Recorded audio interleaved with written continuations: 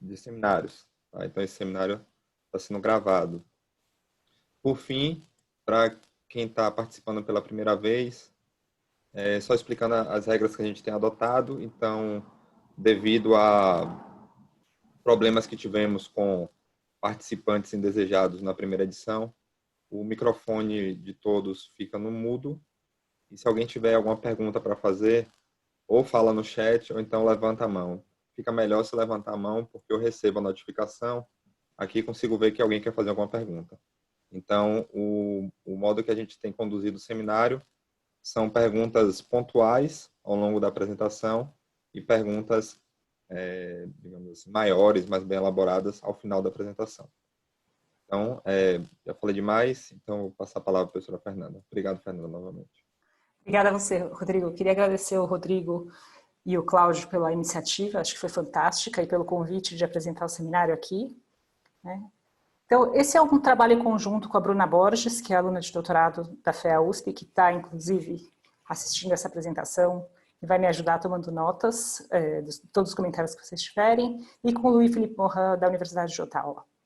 E o que a gente vai fazer aqui é usar um contexto de exame competitivo para analisar algumas diferenças de gênero na reação do que a gente chama de high-stake exams. Né? Eu estou super feliz de apresentar esse seminário em português, tirando que a palavra provavelmente que eu vou repetir mais nesse seminário é super difícil de traduzir, que é high-stakes.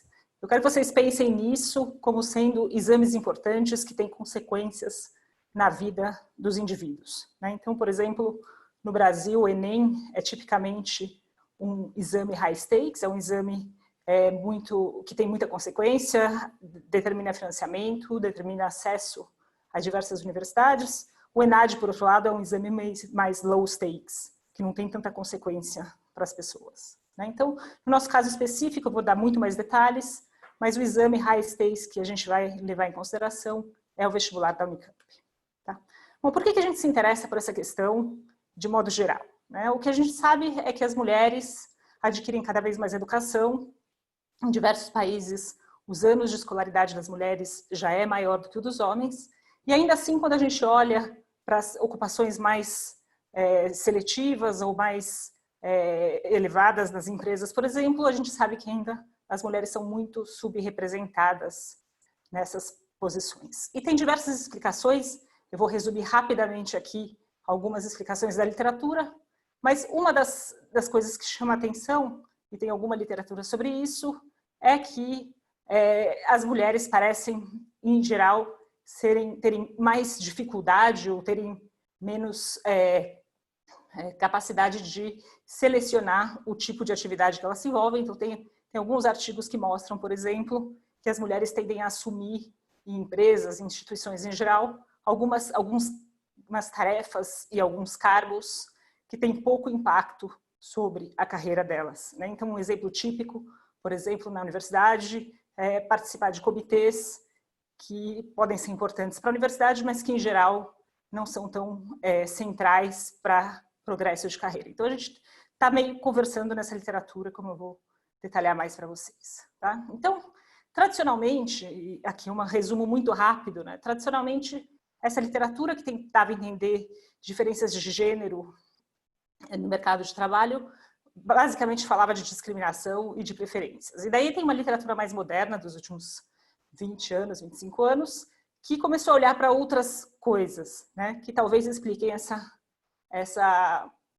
diferença, mas que não passem nem por uma história de discriminação necessariamente, nem por uma história de preferências. Né? Então, tem essa literatura que discute como que as mulheres reagem diferentemente dos homens, por exemplo, em ambientes competitivos, né? O que é relevante, por exemplo, em ocupações mais altas no mercado de trabalho, porque tipicamente são ocupações que são feitas em ambientes mais competitivos, e tem um pouco de evidência de que as mulheres talvez não gostem tanto de participar e quando participem tenham alguma desvantagem de desempenho em ambientes mais competitivos. Tem uma literatura também que ressalta diferenças possíveis de aversão ao risco. Né? Então, se a gente pensar que também para subir nas empresas e para chegar nos cargos mais altos, você precisa assumir risco, tem alguma evidência de que as mulheres tendem a fugir de situações ou são piores em situações em que têm um desempenho pior, em situações em que tem que assumir risco. Tem uma discussão sobre crenças, talento, habilidade, etc. E daí tem essa literatura bem recente, né, que é a literatura que a gente está conversando aqui, que discute comportamento estratégico em contextos high stakes e low stakes. Tá? Então, a gente está tentando contribuir aqui, né, a nossa contribuição a gente enxerga nessa parte aqui mais recente da literatura.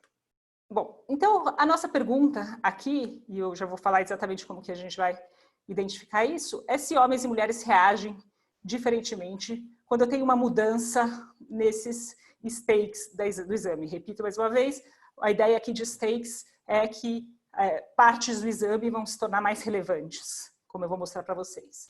E daí a gente vai tentar falar de mecanismos. Vocês vão ver aqui, isso daqui é um trabalho que ainda muda todos os dias, então eu vou apresentar para vocês o que a gente, no momento, entende como sendo algo que a gente pode identificar, mas vou também passar algum tempo discutindo com vocês alguns mecanismos que já foram mostrados na literatura e que não parecem estar por trás dos resultados que a gente enxerga. Tá? Então, vão ter tanto os mecanismos como o que parece não ser mecanismos no nosso contexto. Ops. Bom, então o que eu acho que é a nossa contribuição? A gente consegue lidar com essa questão num contexto do mundo real, num contexto muito competitivo, o vestibular da Unicamp, e é um contexto em que, né, os benefícios potenciais são altos. Então, eu vou falar rapidamente, acho que a maioria de vocês conhece, mas a Unicamp é uma universidade seletiva, gratuita, etc. Né? Então, é um contexto bastante competitivo. Parte da literatura que eu mencionei rapidamente antes era baseada muito em laboratórios. Né? Então, tem vários papers que fazem como a gente, que olham exames, por exemplo, competitivos, mas não são todas aquelas referências que estão baseadas em situações do mundo real. Bom, a gente tem dados bem ricos, que dá para a gente controlar para um monte de coisa, né? Em particular, algo que a gente se preocupa muito, que é desempenho diferente de homens e mulheres em determinadas disciplinas. A gente sabe que tem literatura mostrando que, por exemplo, meninos e meninas têm desempenho diferente em português, matemática, etc. E no nosso contexto, isso é relevante ainda mais porque isso está relacionado com uma seleção de carreira no vestibular, que é outro aspecto que vou detalhar para vocês. Então, acho que a gente pode falar um pouco de canais e pode analisar alguma heterogeneidade entre disciplinas diferentes. Bom, então acho que essa parte eu posso passar bem rápida. O Unicamp é uma universidade bem seletiva, intensiva em pesquisa, que não cobra mensalidade e com bastante prestígio. Né? Então, o vestibular da Unicamp, potencialmente, está dando acesso aos alunos a um ensino superior de qualidade gratuito. É um exame competitivo, todo ano, principalmente nesse período que a gente está olhando, 40 mil candidatos para 2.500 vagas. Em alguns cursos a competição é extrema. Então, por exemplo, em medicina, nós temos aproximadamente 80 candidatos por vaga no vestibular da Unicamp. E como a maioria das universidades do Brasil, os alunos escolhem uma carreira quando eles se inscrevem para prestar o vestibular. Bom, deixa eu falar rapidamente dos aspectos do vestibular que a gente vai usar aqui e que eu preciso explicar, porque é daí realmente que vem nosso experimento, se vocês quiserem. Então, o vestibular da Unicamp, tudo que eu vou falar é para o período 2000-2004, a maioria das coisas é verdade até hoje, mas eu estou, obviamente, concentrando no período que a gente vai usar dos dados que eu já vou detalhar. Então, todos os candidatos do vestibular da Unicamp escrevem dois exames, quer dizer, todos os candidatos fazem a primeira fase, os que passam da primeira fase escrevem exames da segunda fase. Tá? A Unicamp não usa múltipla escolha, então, tanto na primeira como na segunda fase, o que você tem são questões dissertativas, né? não necessariamente muito longas, com subquestões, mas são questões dissertativas tanto na primeira como na segunda fase. Então, a gente tem um formato que não muda muito entre as duas fases, e essas questões são de matérias típicas do ensino médio, então geografia, matemática, português, história, etc. Na primeira fase, a gente tem 6, eu já vou dar exatamente quais são as disciplinas, mas tem 6 disciplinas e todas as disciplinas contam da mesma maneira para os candidatos. Então, cada disciplina, o peso atribuído às provas das diferentes disciplinas é o mesmo. Na segunda fase, Todos os candidatos vão escrever as mesmas provas, agora em 8 disciplinas, eu já dou os detalhes para vocês, mas a diferença é que vai ter uma ou duas disciplinas, que são disciplinas que a Unicamp chama de disciplinas prioritárias. E essas disciplinas vão receber um peso 2 ao invés de um peso 1, que é o atribuído às disciplinas não prioritárias. Tá? E para a nota final, que é o que vai contar para a classificação dos candidatos, as duas fases contam, então não é que a fase 1 não é relevante para o final, ela é relevante tanto para passar como ela conta, mas ela tem um peso menor. Então ela entra com um peso de 2, ou seja, um peso equivalente a uma disciplina prioritária. Tá? Então um esqueminha aqui rápido. Primeira fase tem biologia, química, história, geografia, física e matemática. 2 questões de cada matéria, então são 12 questões no geral. Essas questões valem 2,5 pontos, então eu tenho 30 pontos que vêm dessa parte de questões abertas nessas disciplinas, e daí uma redação. Né? E daí, chegando na segunda fase, a prova já é mais extensa, ela é dividida em 4 dias. Né? Ela vai cobrir as 6 matérias que a gente tem aqui em cima, mais português. Né? Então, para português, a gente não tem um equivalente tão bom, mas a gente tem a redação, e daí inglês, que daí não tem nenhum equivalente. Tá? Mas o que é bacana? O que é bacana é que a gente tem um contexto em que a gente observa, na primeira fase, desempenho específico em cada disciplina, né? Num contexto em que as disciplinas recebem o mesmo peso. E daí, quando a gente chega na segunda fase, a gente vai observar desempenho nessas mesmas disciplinas mais 2, né?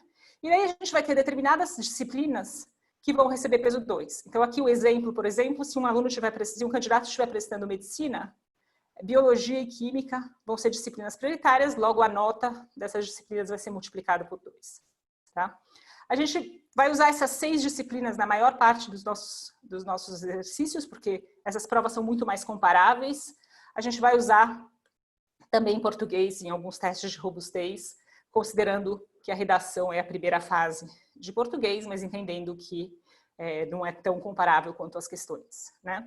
Uma outra coisa interessante é que para todas as carreiras menos uma, nunca tem 2 disciplinas prioritárias no mesmo dia. Então, os dias são divididos de maneira a que o aluno tenha só uma disciplina prioritária, o máximo uma disciplina prioritária por dia. Né?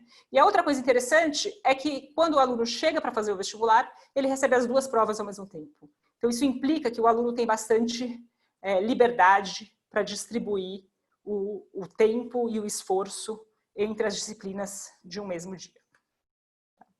Então, como que a gente enxerga as disciplinas prioritárias? Né? Como eu disse, é um aumento na importância, essas disciplinas contam mais para a nota. Né? A gente pode pensar que, do ponto de vista do candidato, tem um aumento do benefício marginal do esforço que ele vai colocar nessas disciplinas, e que, então, uma estratégia ótima, que parece ótima para todos os candidatos, seria aumentar o desempenho, o esforço nessas provas. E daí a pergunta aqui é o seguinte: quando eu tenho esse experimento em que eu estou dobrando o peso dessas disciplinas, será que os homens e as mulheres reagem de maneira similar? Tá? Então, rapidamente falando dos dados, a gente usa nesse trabalho só os dados entre 2000 e 2004. Esse é o período antes da ação afirmativa. Né? A gente faz isso para não ter que lidar com mudanças no perfil dos candidatos que podem ter ocorrido, ou com mudanças de comportamento por causa da ação afirmativa. Então, o nosso período aqui vai até 2004. E o que a gente tem é basicamente quase tudo, tirando os identificadores dos candidatos, mas a gente tem quase tudo que a Conveste, que é a instituição que administra o vestibular da Unicamp, tem.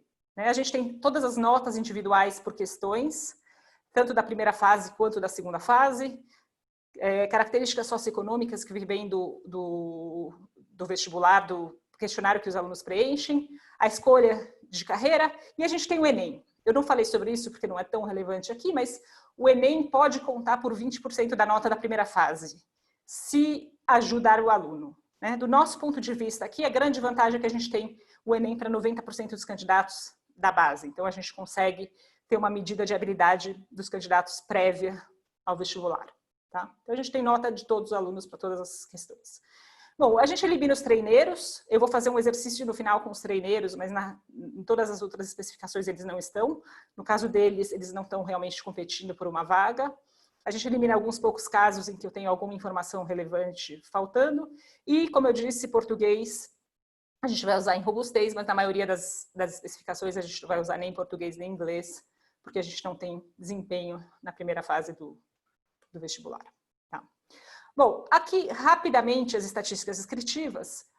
Eu não vou passar por muitas coisas, mas aqui, basicamente, isso daqui são dos candidatos ao vestibular inicialmente, né? Então, do grupo... Quer dizer, não, desculpa, isso daqui são os candidatos que passaram para a segunda fase, então eu observo primeira e segunda fase aqui, né? E a questão aqui é que existem diferenças entre homens e mulheres. Por exemplo, existem diferenças no tipo de carreira que homens e mulheres escolhem, né? Então, é só para dizer para vocês aqui que a gente vai ter que se preocupar em controlar para uma série de coisas e vocês vão ver que na nossa especificação principal, na verdade, a gente vai usar efeito fixo de indivíduo, tá? Então, vamos fazer as análises para cada indivíduo. Então, deixa eu explicar para vocês como que a gente enxerga o modelo que está por trás dessa análise, né? Então, vamos imaginar que o desempenho de um aluno numa determinada disciplina, então, por exemplo, matemática, né, do aluno I numa determinada disciplina, está dado por algumas coisas. Então, tem uma questão que é específica àquela disciplina, né? Pode ser o nível de dificuldade que está associado com uma prova de matemática, por exemplo. Isso afeta todos os candidatos que estão escrevendo aquela prova, né? A gente pode imaginar que existe um nível de habilidade do candidato, que é um nível de habilidade geral, que é específico ao candidato, mas que vai afetar todas as matérias que o candidato vai escrever. A gente tem também uma habilidade que é mais específica. Então, tem alunos que se saem melhor em matemática, tem alunos que se saem melhor em geografia. Então, aqui é uma habilidade como o PI, mas é uma habilidade específica a uma determinada matéria, né? E o que a gente quer checar é se essas habilidades, se a gente tem algum impacto diferenciado quando a disciplina é prioritária. Então, aqui a gente está permitindo que exista uma diferença de performance, uma mudança de performance do candidato quando a disciplina se torna prioritária, que pode vir tanto por um canal de performance geral como de um canal de performance específica, né? Obviamente, se isso daqui são termos relevantes, são os dados que vão dizer para a gente, né? Mas o que a gente está fazendo aqui é só permitir que exista diferenças de desempenho quando essas disciplinas prioritárias existem, né? E daí aqui a gente tem o nosso termo de erro, é um choque aleatório. Bom, então, como a gente está interessado aqui em diferenças entre homens e mulheres, o que a gente está fazendo aqui nesse slide é simplesmente exprimindo aquela equação anterior em termos de desvios em relação ao grupo, né? Então, por exemplo, se o candidato I aqui for uma mulher, né, eu vou simplesmente reescrever aqui, isso daqui vai ser a média do desempenho, da habilidade geral das mulheres, né? E, então, eu somei isso, subtraio aqui, então esse termo aqui agora se torna o desvio, a diferença entre a habilidade geral daquele indivíduo e a média do seu grupo, tá? E a gente faz isso para todos os termos. Então, habilidade geral, habilidade específica e habilidade geral e específica que podem mudar nas disciplinas prioritárias, né? Por que a gente faz isso? Porque com isso daqui a gente consegue rapidamente chegar em algo que a gente consegue ver rapidamente como estimar, né? Então, a gente consegue aqui olhar o desempenho de um determinado aluno I no S. Aqui a gente tem que o desempenho médio dos homens, mais uma diferença se o candidato for mulher, se a disciplina for prioritária, e o que a gente está bem interessado aqui é entender esse beta 4, né? Que é a interação entre o candidato ser uma mulher e a disciplina ser prioritária, né? Daí o que a gente faz? A gente joga aqui no U tudo que estava aqui em cima, né? Então, tudo que a gente, em princípio, não sabe, mas eu vou mostrar para vocês que a gente tem bons controles para todos esses termos, a gente joga aqui no U, né? O que a gente vai fazer? O Cláudio. Tá. Oi, Cláudio. Tudo bem, Fernanda? Perguntinha. Tudo bom. Desculpa. Diga, não, imagina. Clarifying.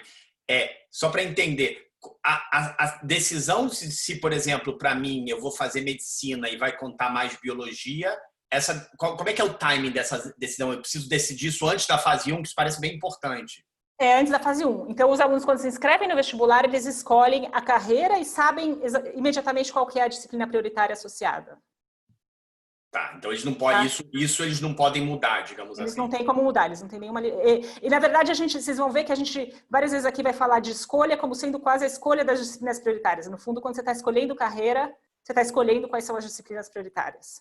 Você não tem como mudar isso. Então, assim, só para entender, a tua ideia é que essa passagem da fase 1 para a fase 2 é uma passagem tipo low stakes para high stakes. Você está aumentando os stakes, mantendo, digamos assim, fixo o resto. Essa é a tua ideia.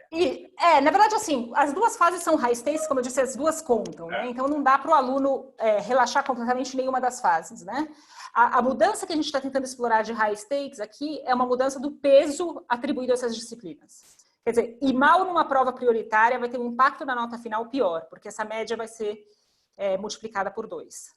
Tá? Então, a gente está num contexto high stakes, o que a gente está olhando é um aumento, a partir de uma situação em que eu já estou numa situação de high stakes, eu tenho um aumento ainda maior dos stakes em determinadas disciplinas. Mas rapidinho, só para terminar a pergunta. Para vocês, o ideal, só estou pensando aqui alto, mas não seria uma situação onde você não tem um viés inicial da matéria que você está querendo avaliar? Por exemplo, assim, você pega a história, que a princípio você não tem nenhum gender bias do score inicial.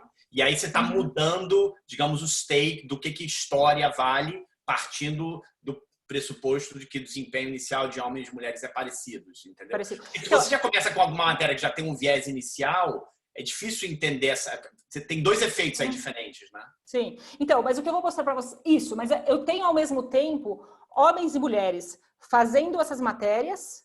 Para alguns os stakes mudam e para outros não. Tá? Então, eu vou tentar capturar parte dessa história de diferenças de desempenho, porque eu também observo homens e mulheres fazendo essas matérias sem ter essa mudança de stakes, por um lado. Tá? Por outro lado, eu vou mostrar para vocês os resultados por matéria, né? Porque a gente também estava preocupado exatamente com o que você falou, que algumas matérias a gente sabe que mulheres e homens podem ter mais facilidade. Né? E, surpreendentemente, a gente não encontra nenhum padrão que iria numa direção de, sim, matérias em que as mulheres escolhem mais ou matérias em que elas vão melhor, é lá que eu tenho diferenças. Tá? Rapidinho, só o que você falou, os stakes vai mudar para todo mundo, é só que vai mudar coisas diferentes, né? Coisas diferentes, exato. Mas exato. Muda para todo mundo, dependendo da carreira que você escolhe. Dependendo da carreira, vai mudar em disciplinas, isso. Tá bom, joia, obrigado. Obrigada. Bom, então, voltando aqui ao nosso termo U, né, a gente vai introduzir, né, efeito fixo de disciplina, né, para lidar com essa diferença que que pode afetar todos os indivíduos de uma disciplina ou de outra, né? Para controlar por esse termo geral de habilidade do indivíduo em relação ao seu grupo, a gente vai usar Enem ou a gente vai usar efeito fixo de indivíduo em algumas especificações, né?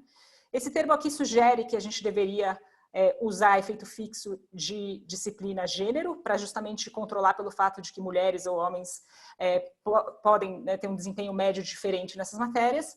E daí, esse termo que é o que sobra, o que a gente vai usar? A gente vai usar as notas da primeira fase, porque elas me dão um desempenho específico daquele aluno numa determinada matéria. E a gente vai usar o Enem também em outras especificações. Bom.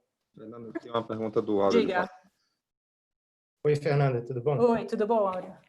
Só para ir um pouco atrás nos slides, você estava mencionando que, obviamente, essas matérias prioritárias, elas têm um benefício marginal maior. É natural que se todo mundo tem o mesmo custo marginal, as pessoas deem prioridade a essas matérias, mas, obviamente, nem todas as pessoas vão ter o mesmo custo marginal, que eu acho que na sua especificação aparece esses termos de habilidade. Exato, exato. Então, quer dizer, se eu entendo bem, as hipóteses que você está colocando sobre a habilidade de uma pessoa de um determinado gênero em determinada matéria vai ter influência também nas conclusões que você vai tomar. E, pelo que eu entendo aqui nessa especificação, você está... Primeiro, que essa habilidade já entra aditivamente, mas agora você está quebrando a habilidade entre um termo que é gênero, indivíduo específico, e outro que é matéria, indivíduo, gênero. Isso. Interações você não vai ter. Interações, eu vou ter interações entre, por exemplo, o desvio da pessoa em relação ao grupo, interagido com prioridade. Isso eu vou ter. Tá? Okay. Isso eu vou ter. Eu vou ter o desvio do Enem em relação à média do grupo e o desvio da nota específica da primeira fase em relação ao grupo, interagido com prioridade. Ok. Era só basicamente esclarecimento. Tá. Eu vou ter isso. Bom, então, mostrando aqui os resultados principais, Deixa eu rapidamente aqui dizer o que é interessante. Bom, essa primeira coluna não controla para quase nada, só tem efeito fixo de disciplina, mas ela está aqui para mostrar para vocês que nas disciplinas não prioritárias, a gente está num contexto em que as mulheres têm um desempenho maior, né, nessas disciplinas não prioritárias. Como minha variável dependente aqui são as notas da segunda fase normalizadas para cada disciplina, né? Então, só chamando atenção aqui, a gente tem 54.500 indivíduos, eu tenho 6 notas para cada indivíduo, que são aquelas 6 notas da segunda fase que eu tenho equivalente da primeira fase. Então, a gente está num contexto em que as mulheres, nessas disciplinas não prioritárias, têm um desempenho 6,6% de um desvio padrão superior aos homens. Esse coeficiente muda bastante aqui, mas vocês têm que levar em conta que aqui a gente tem efeito fixo de disciplina gênero. Então, na verdade, esses números não são comparáveis. Esse daqui é o desempenho das mulheres em biologia, que é a disciplina base. Tá? Então, a gente tem essa primeira coluna só para mostrar esse primeiro aspecto. Bom, daí outra coisa interessante aqui, né, esse coeficiente aqui está nos dando a diferença de desempenho para os homens nas disciplinas prioritárias, é que realmente, como você esperaria, né, o desempenho dos homens é maior na disciplina prioritária e das mulheres também, né? Porque se a gente somar a segunda com a terceira linha aqui, claramente o resultado é positivo. Então, não é que as mulheres não estão reagindo ao fato dessas disciplinas ser prioritárias ou não estão tendo notas maiores, elas estão tendo notas maiores, mas o que é interessante, é um padrão muito robusto, como eu vou mostrar para vocês, é que nas disciplinas prioritárias a diferença de desempenho diminui. Então, nas disciplinas prioritárias, o desempenho relativo das mulheres em relação aos homens diminui. Bom, se a gente comparar, por exemplo, esses dois coeficientes, né, a gente vê que a soma deles é 0, então praticamente o que acaba acontecendo nas disciplinas prioritárias é que elas vão perder aquela vantagem inicial que elas tinham nas não prioritárias, com a diferença de que as disciplinas prioritárias vão ser multiplicadas por 2. Né? Então, na verdade, aquela vantagem inicial nas não prioritárias é mais do que anulada nas disciplinas prioritárias. Né? E para dar uma ideia para vocês aqui de magnitude, né? Então, se a gente olhar aqui a nossa última especificação, né? Então, a gente vai introduzindo controles, e aqui a especificação em que a gente tem mais controles, então a gente tem a performance relativa na primeira fase, tem efeito fixo de indivíduo e tem essas medidas de performance relativa interagidas com prioridade que eu estava explicando para o Áureo, né? A gente chega nesse coeficiente que representa, se a gente levar em conta o desvio padrão das notas dos indivíduos entre as matérias, representa aproximadamente 9% de um desvio padrão das notas, né, do Within Applicant Standard Deviation. Então, não nos parece um efeito tão pequeno. Bom, eu tenho aqui... Diga. Aqui do Francisco Ferreira. Sim. Estou ouvindo. Oi, Fernanda, tudo bem? Tudo bem, tudo. Bom, olha, deixa eu te perguntar, essa interação, então, né, essa diferença da terceira linha aí, que é a principal para você, Sim. Você poderia interpretar assim, como acho que você está interpretando, que veja bem, então a mulher reage ao aumento de stakes de uma maneira pior do que o homem, sei lá, ela está mais nervosa, ela está alguma coisa do gênero. Agora eu estou me perguntando o seguinte, será que poderia ter um efeito, porque ela sai na frente, né? Como a primeira linha mostra. Ela sai na frente. Nas não prioritárias. E nas não prioritárias. Nas não prioritárias. Pode haver um efeito de convexidade da dificuldade, por exemplo? Quer dizer, entendeu? As coisas, não sei se tem um item response theory, uma correção aí por item response theory ou alguma coisa do gênero. Então você poderia dizer o seguinte, veja bem, a mulher sai na frente, então na verdade o ganho que ela tem, as coisas vão ficando mais difíceis de uma forma não linear, entendeu? Se for assim, ter pelo menos uma parte disso pode ser simplesmente isso, quer dizer, você está escalando uma escada que está ficando mais íngreme, digamos. Não sei se isso poderia ser parte disso, ou se você pode controlar por isso de alguma forma. Eu vou mostrar para vocês. Então, assim, o que eu consigo fazer, não tem item response theory, né? Então, a gente não consegue fazer isso tão bem. Mas o que eu vou fazer, que eu vou mostrar para vocês, é jogar um pouco com o nível de dificuldade das questões. E eu vou usar uma medida bem, como não tem item response theory, uma medida bem rudimentar de dificuldade, que é simplesmente a média daquela questão. Tá? E eu vou mostrar para vocês que, surpreendentemente, não parece estar vindo daí. Tá? Então, as mulheres elas se saem melhor, na verdade, nas questões mais difíceis. Tá? Esse resultado não parece estar vindo daí. Mas não sei se a gente consegue, se vocês tiverem sugestão, fazer muito mais do que isso, mas eu vou mostrar para vocês esses resultados daqui a pouquinho. Tá? O que eu já posso mostrar, que eu acho que já indica alguma coisa nessa direção, é que a gente faz aqui o mesmo exercício, mas a gente coloca uma interação a mais, em que o que a gente quer olhar é se esse efeito parece ser maior ou menor para mulheres que têm um desempenho relativo no Enem maior, relativo em relação ao seu grupo, né? E essa é uma primeira indicação disso que eu falei agora há pouco, né? Parece que justamente não é na cauda da distribuição, assim, não é na parte baixa da distribuição que esse efeito está vindo, né? Parece que é um efeito que está afetando principalmente mulheres, né? Comparado, obviamente, com homens com a mesma performance, no topo da distribuição, tá? Bom, aqui respondendo um pouco aquela pergunta do Cláudio, né? A gente não vê nada específico a determinadas matérias, né? Então, concentrando aqui nessa coluna, o que a gente tem aqui, obviamente, nessa especificação, a gente não consegue ter mais efeito fixo de indivíduo, porque a gente só tem uma observação por indivíduo, né? Mas então, em cada caso, o que eu estou fazendo, se eu estou olhando para biologia, eu estou olhando a performance relativa de biologia na primeira fase, né? Coeficiente é negativo em todas as especificações. Geografia ele não é significante, mas só 2% da amostra tem geografia como disciplina prioritária, né? Então não é tão surpreendente.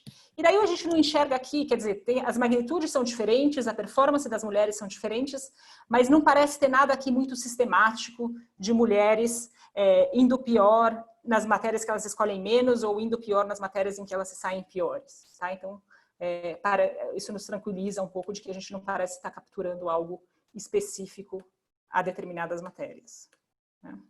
Bom, antes de falar do que a gente encontra, deixa eu falar rapidamente o que não parece ser o caso, depois levando isso para depois, tá?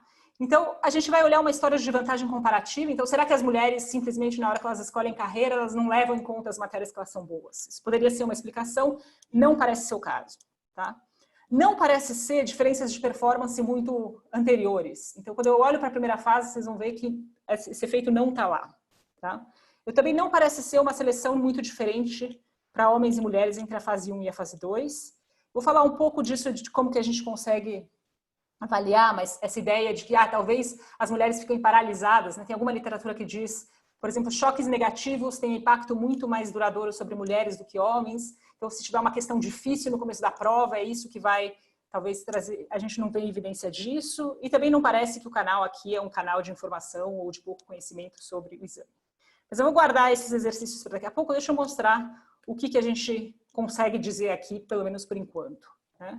Então, assim, parece que é simplesmente uma estratégia no exame em que, de alguma maneira, as mulheres priorizam menos as matérias que contam mais para a nota final, tá? Então, eu vou mostrar para vocês que, em relação aos homens, o esforço das mulheres nas provas parece estar mais dividido de maneira mais igual entre as disciplinas, sejam elas prioritárias ou não prioritárias, tá?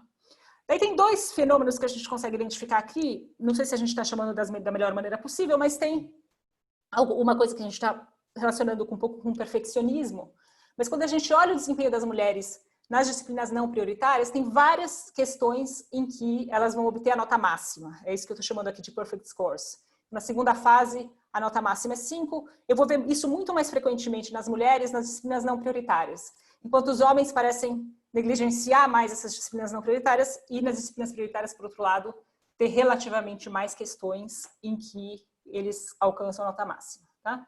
E daí a gente vai usar omissão aqui, então, para alguns anos do exame, eu consigo distinguir quem nem tentou responder de quem deu uma resposta errada, tá? E a gente vai ver que as mulheres tendem a omitir mais nas disciplinas prioritárias relativamente aos homens, algo que a gente interpreta aqui como tempo, como gestão do tempo, tá?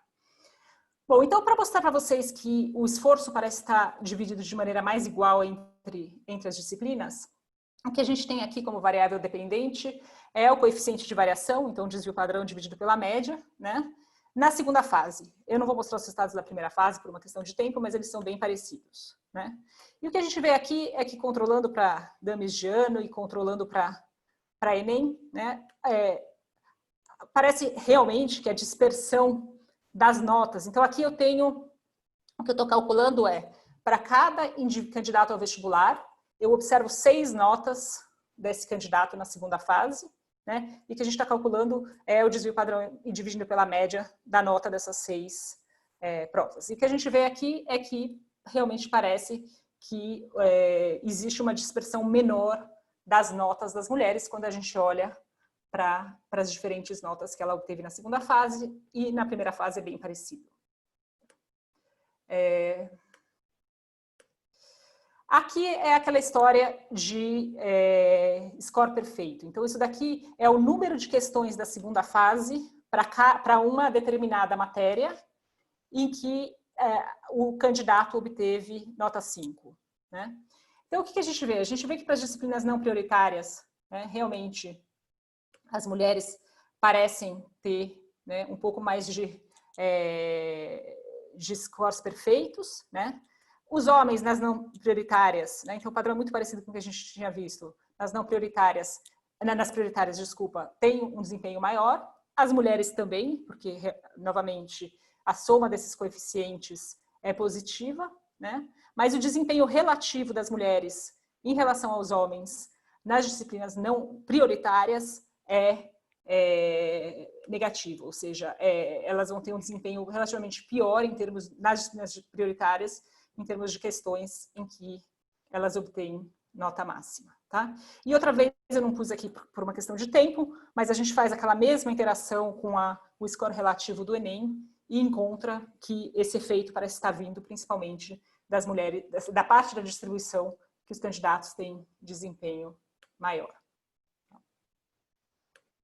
Bom, aqui é um exercício muito parecido. A gente perde um pouco de amostra simplesmente porque a gente só consegue distinguir questão em branco de questão errada, né, de 0 até 2002. Então, a partir de 2003, a Unicamp só tem 0, não tem mais notas, questões em branco.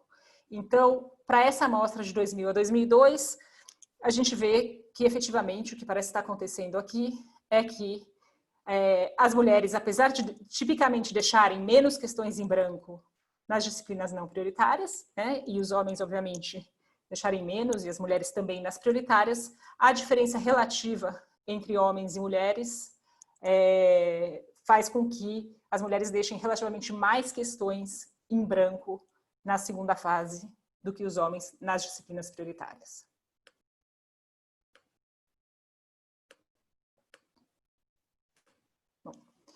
Agora, o que eu tenho que mostrar para vocês são aqueles mecanismos que eu disse que a gente acha que não estão por trás dos resultados, né? Então, eu vou começar aqui falando dessa história de vantagem comparativa. A ideia de vantagem comparativa... Oi, diga. Uma pergunta aqui da Diana Moreira. Tá, oi, Diana. Oi. Diga. Tá escutando? Ok. Não, eu tenho uma pergunta se você tem como observar se isso tem efeito sobre se eles actually entram no programa, porque a minha ideia é que os homens podem estar querendo para ser o primeiro, as mulheres só se importam em entrar no programa que elas querem. Tá. Você consegue ver se isso tem efeito sobre a alocação dos alunos na universidade ou não? Então, não é tão fácil ver isso, mas o que a gente fez já para o geral, simular a admissão com e sem... Quer dizer, é um pouco complicado, porque, na verdade, assim, o que a gente sabe é que o efeito das prioritárias e das não prioritárias, em termos de nota, né, é anulado, mas as não prioritárias valem o dobro. Né? Então, assim, aqueles coeficientes que eu mostrei naquela primeira tabela sugerem que isso tem um impacto negativo sobre a nota. Né? Daí a questão é como que você redistribui as notas, quer dizer, a gente consegue simular a admissão na Unicamp, né? E o que a gente conseguiria fazer como exercício seria dizer o seguinte, como que eu faço, qual deveria ser a mudança certa que eu faço nas notas dos alunos, né? para recalcular a admissão e ver como que isso acontece, tá? A gente fez um exercício assim bem simples, em que simplesmente o que eu fiz foi tirar a nota das disciplinas prioritárias, né? E recalcular a admissão como se aquelas fossem as notas, tirar para o caso das mulheres, tá? Então, assim, tem um impacto, não é um impacto gigantesco, sinceramente, assim, para ser bem sincero, mas tem um impacto, eu não lembro se era 2%, 3% das mulheres deixariam de ser admitidas. Tá? Talvez uma ideia seria olhar para o ranking, tipo, qual é o ranking desse indivíduo que está entrando em medicina. Isso é uma boa ideia. Se ele é o primeiro colocado, sugere que ele ia entrar anyways. Sim. Não sei. A gente tentou jogar um pouco com as notas, não era muito claro quais realocações de notas a gente tinha que fazer. Sim.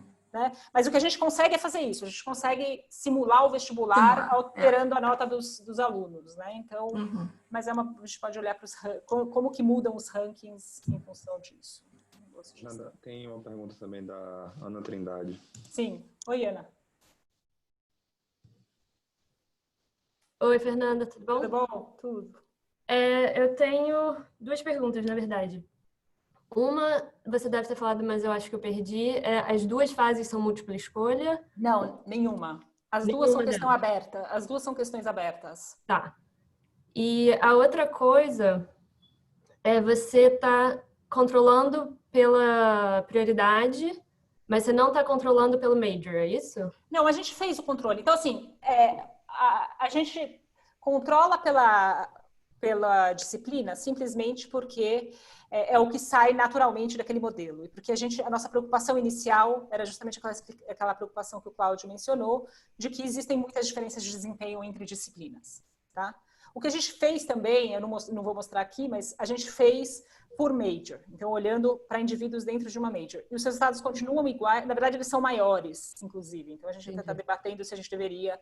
Mas, assim, digamos que a escolha por usar as disciplinas prioritárias ao invés de usar o major era mais uma questão de que era o que nos parecia mais natural, né, dado como a gente foi desenvolvendo o modelo e a história, mas dá para controlar para major também e o resultado continua lá. Tá. Você incluindo as 2 coisas continua lá. Não, porque a história que eu estava na minha cabeça era alguma coisa do tipo medicina e enfermagem podem ter as mesmas provas, mas enfermagem é muito mais desbalanceada do que medicina e poderia estar levando esse resultado, né? Mas então não é esse o caso. Não é esse o caso. Outra coisa que a gente fez, porque o problema é que 25% dos candidatos ao vestibular da Unicamp prestam medicina, né? E medicina a gente sabe que é um mundo à parte no vestibular, né? Então, uma outra coisa que a gente fez, a gente rodou tudo sem medicina, tirando esses 25% da amostra, porque a gente estava preocupado que, bom, será que a gente está capturando só um efeito de medicina, como é uma amostra muito grande, tá tudo vindo daí, não parece, com certeza não é o caso. Tá bom, legal. Tá bom. Obrigada. E aí, Rafael Fabros? Podemos? Tem mais perguntas? Opa, não? Fernanda, mais uma pergunta. Oi, pode, tudo bom? Tudo. Rapidinho, no começo da apresentação você dividiu literatura em histórias correntes, né? Uma delas era de risk behavior, diferença entre gênero e risk behavior. A outra era de funcionamento em uma prova high stakes, low stakes. Sim. Eu estou pensando aqui que, assim, a escolha de um major é uma escolha, em última instância, uma escolha considerada de labor market, né? Então, esses candidatos, eles podem estar prestando vestibular não só para o Unicamp, mas para várias universidades. Geralmente é o caso. Sim. Então, pode ser que uma história de risk behavior é que mulheres diversificam majors em universidades diferentes. Então, eu tenho que passar algum vestibular. Então, vou tentar medicina no Unicamp, mas vou tentar enfermagem na UNB, vou tentar direito em tal lugar. E isso carrega um pouco, pode carregar seu resultado no sentido de ela ter notas melhores em disciplinas menos específicas que homens que podem ser menos risk averse, né? Que eles focam em medicina e vou focar em medicina no Unicamp e quero saber, vou estudar só para essas disciplinas específicas. Tá. Então, tem como você diferenciar se a risk behavior é uma coisa não cognitiva? Então, é difícil. Na verdade, assim, aquela literatura que olha para risk behavior, né? Olha para exames, na verdade, aqueles papers que eu mencionei, e olha quando os exames dão ponto negativo, como o exame da ANPEC, que se você errar, dá ponto negativo. Então, eles exploram risk behavior nesse sentido, né? A única coisa que eu consigo imaginar, assim, respondendo rápido para você, Rafael, é o seguinte, O que a gente poderia distinguir, então o que você está me dizendo assim, o vestibular da Unicamp não é igualmente importante para todo mundo, para alguns pode ser a segunda escolha, para outros pode ser a primeira escolha. O que a gente poderia fazer, que a gente não fez ainda, é, por exemplo, concentrar na amostra de alunos de Campinas. Né? Você pode imaginar que para os alunos de Campinas, provavelmente a Unicamp é a primeira escolha deles, provavelmente ali eles iam fazer isso, né? Eu vou mostrar para vocês aqui essa escolha em relação às disciplinas prioritárias, tá? Em que a gente não acha nada muito sistemático diferente entre homens e mulheres, mas assim, tirando isso, eu não sei muito como lidar com isso. Acho que a gente pode fazer esse tipo de subamostra, tentando pegar gente para quem isso deveria contar mais, né? Ou que está levando mais a sério o vestibular. Bom, então, o que a gente está vendo aqui, né, ao invés de olhar para a escolha de carreira, a gente está olhando para a escolha de disciplina prioritária. Né? Então, aqui a nossa variável dependente é eu ter escolhido uma biologia como disciplina prioritária, ou seja, ter escolhido uma carreira que exige biologia como uma disciplina prioritária. A gente faz isso para todas. Aqui tem português, né, como eu disse para vocês, é um pouquinho diferente, mas a gente incluiu. Né? Então, essa tabela é maior do que isso, eu só estou mostrando por enquanto a primeira parte. O que nos interessa essa diagonal, né? E, na verdade, aqui o que a gente está vendo é o seguinte. A probabilidade de um aluno escolher biologia como disciplina prioritária está positivamente associada com a nota de biologia que esse candidato teve na primeira fase, o que não é muito surpreendente. Então, basicamente, isso daqui está dizendo para a gente o seguinte, olha, os candidatos parecem levar em conta o desempenho deles numa determinada matéria quando eles escolhem uma carreira que está associada a essa disciplina. Né? E daí, a coisa interessante, né, e isso é a continuação da tabela, tá? Então é a mesma tabela, é a mesma regressão, é dizer assim, bom, será que eu enxergo algo sistematicamente diferente, no caso das mulheres, quando elas escolhem, né, em relação aos homens, quando elas escolhem essa disciplina prioritária. E a nossa interpretação aqui é que não tem nada muito óbvio, né? Então a gente tem 7 coeficientes, 4 são não significantes, tem um aqui 2 positivos, um aqui marginalmente significante e um negativo. Né? Então, assim, a gente não consegue ver aqui nenhuma história sistemática de diferenças na escolha dessas disciplinas prioritárias. Né? Bom, o outro experimento aqui é aquela história de, bom, será que o que eu estou observando aqui era algo que já existia? Então, as mulheres já eram piores naquelas disciplinas, então elas na primeira fase, então elas não estão levando isso muito em conta, né? E então o que a gente faz aqui é o seguinte, lembra, a primeira fase, o peso é igual para todo mundo, né? Então eu não tenho aqui realmente incentivos para ir melhor ou pior numa matéria, né? E o que a gente está fazendo é usando a prioridade que vai contar para a segunda fase, né? Então a gente está usando aqui os scores da primeira fase, os 6 matérias que as mulheres vão fazer, que depois vão ter equivalentes na segunda fase. E o que a gente vê aqui é que, do ponto de vista da primeira fase, né, principalmente aqui depois que a gente coloca efeito fixo de disciplina e gênero, né, os efeitos, na verdade, do ponto de vista da primeira fase, são não significantes. Então, isso aqui é um experimento em que o que a gente está fazendo é atribuindo as prioridades da segunda fase da primeira fase para ver se já existia algo lá pré-existente e não parece ser o caso. Né? Não parece ser o caso na primeira fase, o que sugere que ou é algo as duas fases têm mais ou menos 2 meses de diferença. Né? Então, ou é algo em relação à estratégia de estudo nesses 2 meses, ou é algo realmente de estratégia na prova na segunda fase. Bom, aqui é um pouco voltando àquela história do Chico, né, de será que o que está acontecendo aqui é que as mulheres vão ter menos capacidade nas disciplinas prioritárias de melhorarem o desempenho? Né? E daí eu falei para ele que a gente não tem item de resposta ao item, mas que a gente estava fazendo aqui algumas brincadeiras usando a nota média das questões. Então aqui, só chamando a atenção, aqui a gente tem os mesmos 54.500 candidatos. O que a gente tem aqui são 72 observações por indivíduo, né? Porque é a segunda fase. São 12 questões vezes 6 matérias. Tá? Então, aqui eu estou olhando questão por questão. O que a gente chamou aqui, a gente fez várias divisões, tá? Então é um pouco arbitrário, mas a gente fez várias outras. A gente chama uma questão de muito difícil se a média das notas dessa questão está entre os 25% menores. Tá? A gente fez isso para a questão mais difícil, para as 25% e para 50%. Tá? Então, essa é uma questão muito difícil, ela está entre as 25% de questões naquela disciplina e naquele ano que tiveram a nota mais baixa, a nota média mais baixa. Né? E daí o que é bem interessante, e aqui tem que tomar cuidado um pouco também, porque as variáveis dependentes aqui vão mudando. Então, aqui eu estou colocando a nota da segunda fase normalizada, aqui aquela coisa de quantidade de questões com a nota máxima e aqui o número de questões que o candidato omitiu. Né? Então, o que a gente vê? A gente vê muito parecido aqui o que a gente tinha antes. A gente vê que, obviamente, como você esperaria, né, a nota nessas questões mais difíceis é menor. Né? Se a prioridade é muito difícil, é menor. Mas o que é interessante é essa última linha aqui. Né? Então, o que essa última linha está indicando é que as mulheres, nas disciplinas prioritárias e nas questões muito difíceis, essas questões 25% que tiveram 25%, estão no primeiro quartil das notas, na verdade, o desempenho delas é maior. Né? E, na verdade, elas têm tendência, nessas questões muito difíceis, a obter uma nota que é maior e a se omitir menos.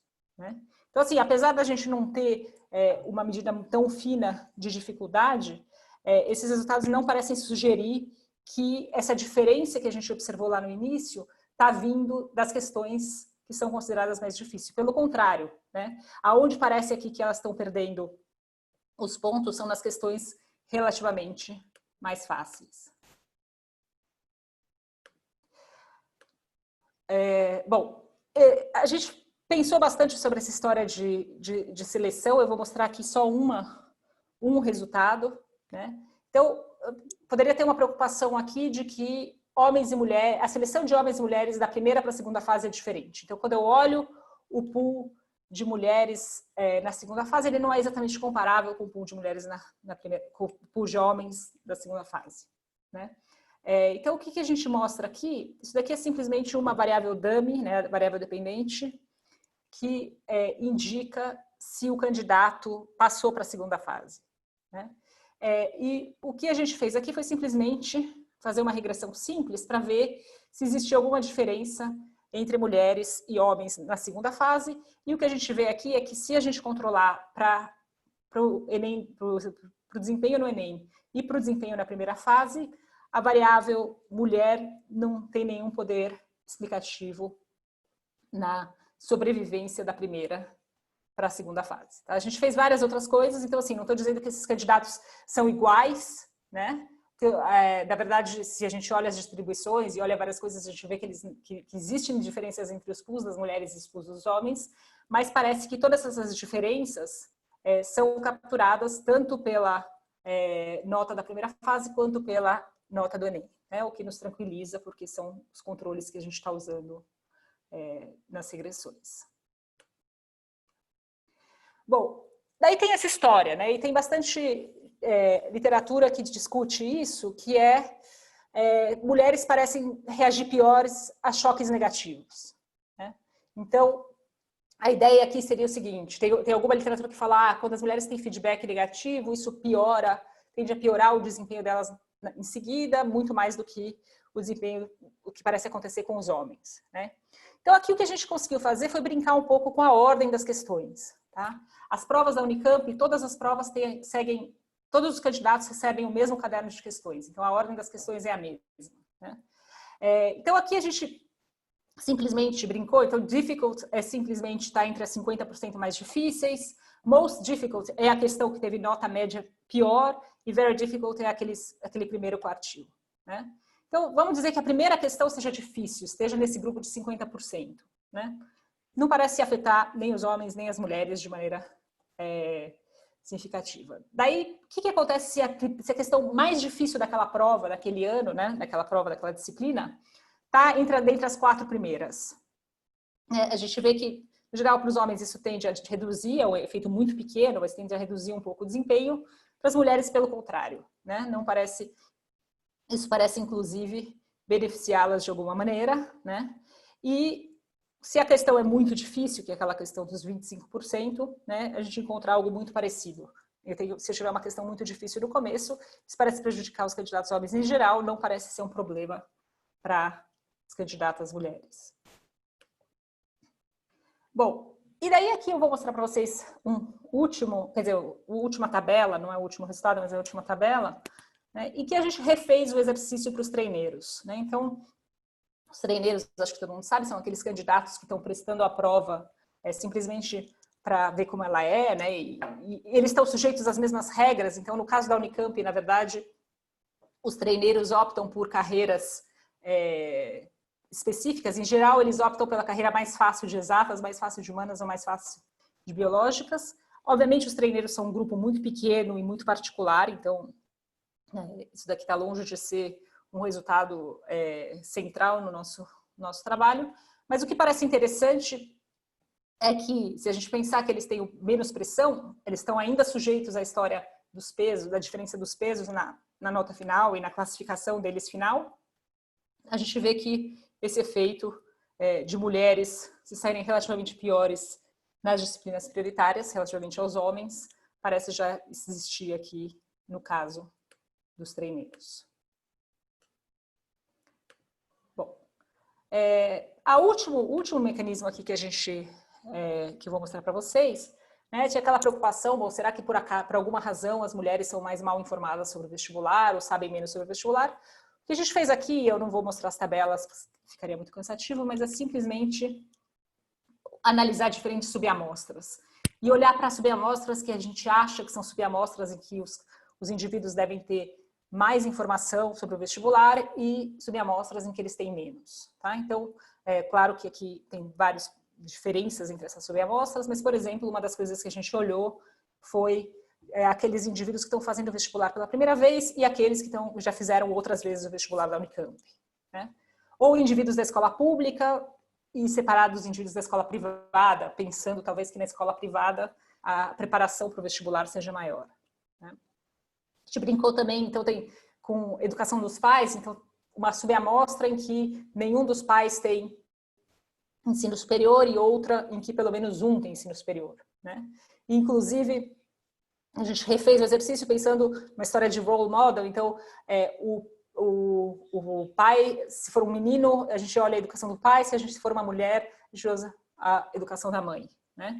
E os resultados qualitativamente são muito parecidos. E cursinho, né? Quem fez cursinho, quem não fez cursinho, pensando também que talvez o cursinho seja uma fonte de informação sobre o funcionamento do vestibular. E os resultados são muito parecidos em todas essas subamostras que a gente analisou. Então, não parece aqui que isso está vindo especificamente de um grupo menos informado e que esse grupo poderia, por alguma razão, ter mais mulheres do que o grupo geral. Bom, então, para finalizar aqui, né, o que eu espero ter mostrado para vocês, convencido vocês de que existe realmente nesse contexto, né, uma redução da performance relativa das mulheres em relação aos homens nessas questões que são mais relevantes porque contam mais para a nota final, né? Não parece que isso está relacionado com mulheres escolhendo carreiras de outra maneira ou carreiras para as quais elas não estão preparadas, né? Ou que elas não estão preparadas para essas disciplinas de maneira geral, né? Ou que tem algum choque nessas provas que reduzam a performance ou que elas não entendam como funciona a prova, né? Eu insisto que a gente vê que tanto os homens quanto as mulheres melhoram o desempenho nessas disciplinas prioritárias. O que a gente consegue medir aqui é uma diferença de desempenho relativo, né? Então, o que parece acontecer é que as mulheres simplesmente dividem o esforço de maneira mais igualitária entre as diferentes disciplinas, que elas sejam prioritárias e não prioritárias, né? E a gente vê aqui essa evidência de que, por exemplo, nas disciplinas não prioritárias, elas parecem se sair relativamente melhor, né? E por exemplo, passar provavelmente mais tempo ou dedicar mais esforço respondendo corretamente todas as questões, o que acaba por prejudicá-las nas disciplinas prioritárias. Então, acho que é isso. Agora acho que são as perguntas, né, Rodrigo?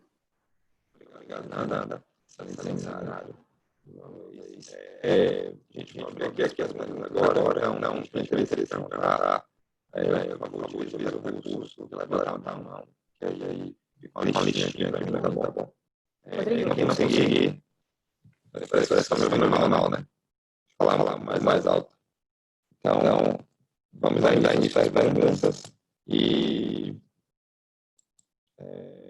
se você não me ouvir, Fernanda, você conseguiu me ouvir?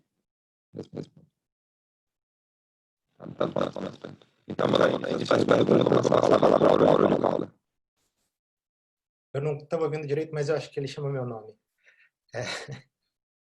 Fernanda, obrigado pelo seminário. Como você mostrou bem, as mulheres parecem distribuir o esforço mais igualitariamente entre as disciplinas. Eu queria voltar a essa narrativa que você apresentou no começo do seminário entre benefício marginal das matérias prioritárias e talvez custos marginais que seriam relacionados à habilidade específica à disciplina. Quer dizer, essa evidência que você encontra, eu queria saber como é que você pensa a respeito disso, se eu começar a pensar, por exemplo, a respeito da distribuição dos custos marginais ou habilidades das mulheres entre disciplinas. Se elas forem mais uniformes, mesmo que as mulheres tenham uma habilidade específica à disciplina, que seja em termos absolutos maior do que os homens, se a diferença entre as disciplinas for menor, ela vai ter uma vantagem comparativa maior nas outras disciplinas e vai levá-las a distribuírem o esforço mais uniformemente. Para você verificar essa hipótese, você teria que medir basicamente a dispersão da habilidade das mulheres versus a habilidade dos homens. Tem como fazer isso nos dados ou de alguma outra forma?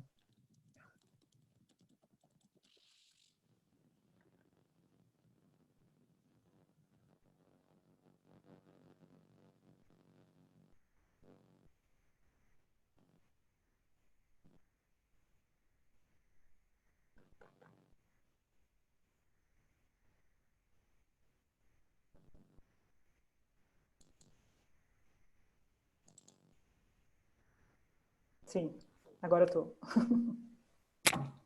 É que eu não consigo tirar eu mudo. Tá, então o que você está me dizendo aqui é que talvez para as mulheres seja mais fácil, elas têm um custo menor de distribuir esse esforço. E agora você está no mudo.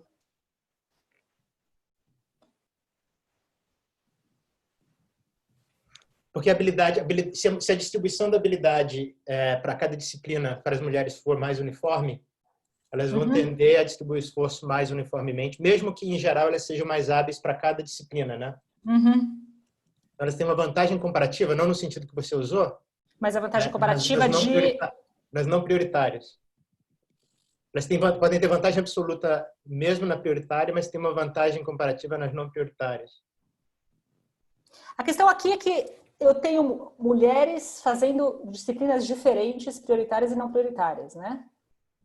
Então... Certo, mas se a baixa dispersão de habilidade across the board for menor para mulher, e respectivamente qual seja o major, isso vai acontecer. 6 para 2, né? É 6 para 2, né? Então, em geral, as mulheres são mais competentes em tudo, mais uniformemente competentes, então não me surpreenderia. Eu teria que pensar como que a gente poderia olhar para isso. Seria uma hipótese interessante para ver o que está por trás dessa alocação mais uniforme de esforços. Seria. Ou seja, relacionando um pouco ao modelo, seria uma ideia de que aquele termo de habilidade geral é mais importante para as mulheres do que para os homens, né? Então, faz sentido para elas. Teria que pensar, Áureo, sobre isso. Eu não tenho aqui na cabeça o que a gente poderia fazer, mas é uma hipótese interessante, realmente. E que daí faria sentido elas realmente fazerem essa distribuição de esforço. Não, ótimo. Não tenho uma resposta fácil para te dar, não, mas acho que a gente não pensou sobre isso, é uma hipótese bem interessante para avaliar. Legal. Obrigada. Eu vou take over aqui, que acho que o microfone do Rodrigo estava dando problema. Tá, vai. Daniel, você.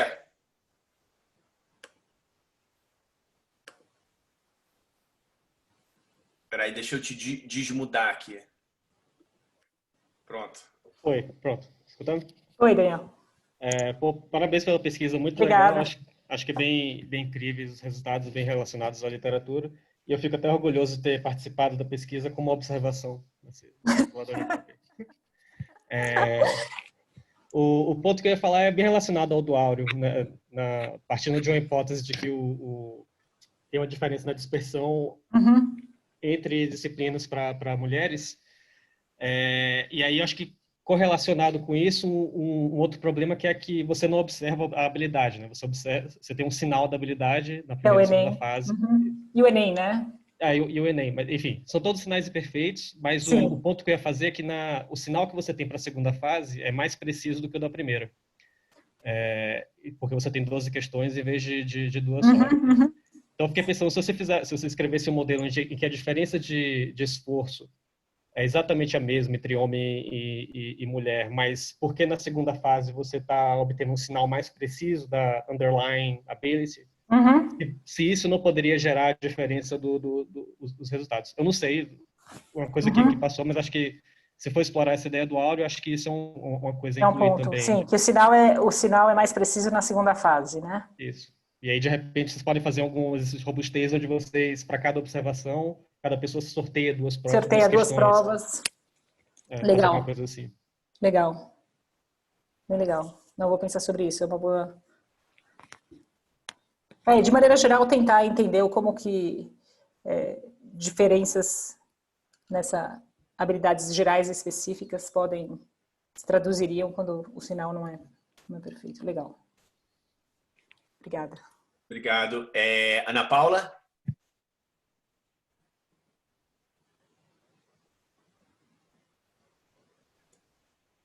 Ana Paula está com a mão levantada aqui. Eu tenho que desmudar.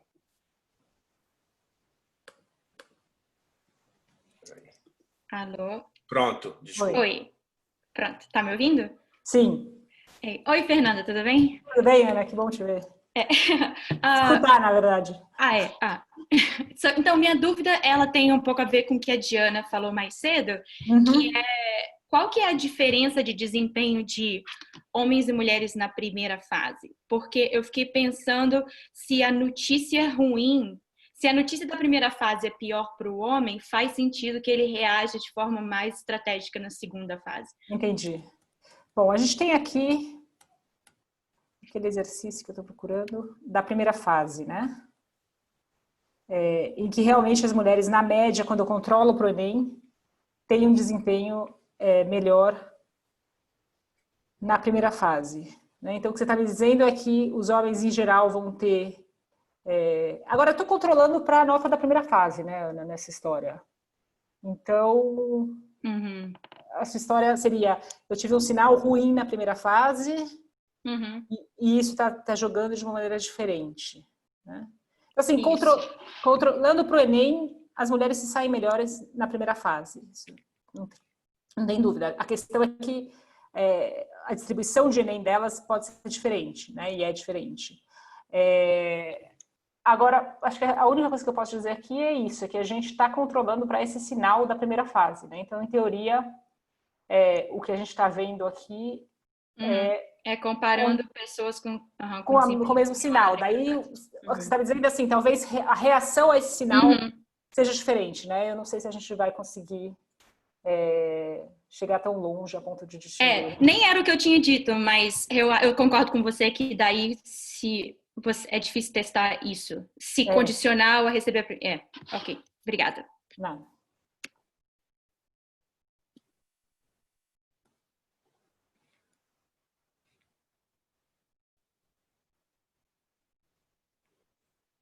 Agora eu não estou ouvindo o Cláudio. Pronto, voltei. Oi, tá. Marcos... Espera aí, deixa eu dar uma... Ok. Oi, Fernanda, tudo bem? Tudo bom? Sim, só uma pergunta. O ideal não seria você ter alguma maneira de ancorar esses testes? Porque acho que pela literatura do Bond, do Lang, eles mostram que, fazendo as comparações de grupo, você tem um viés para baixo, né, dos efeitos que você... Ancorar, você quer dizer num espírito de TRI ou algo assim? Não, é mais no sentido de que o que eles fazem eles pegam o salário do cara com 30 anos e eles ancoram o teste, a nota do teste dele em salário, em outcomes futuros. E com isso você consegue ter uma... Eles mostram que se você não faz isso, você tem um viés para baixo das comparações de média entre grupos, né? Então, não sei se você pensou sobre isso ou não. Não sei, mas assim, note que a nossa especificação principal... Ai, tá ruim, né? A nossa especificação principal aqui, a gente está fazendo todas as análises para um mesmo indivíduo, né?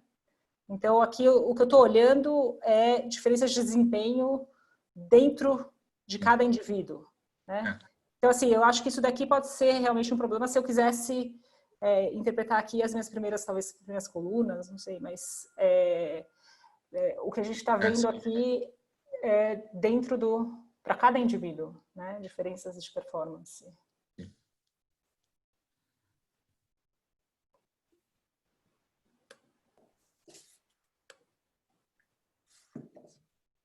Mais alguém?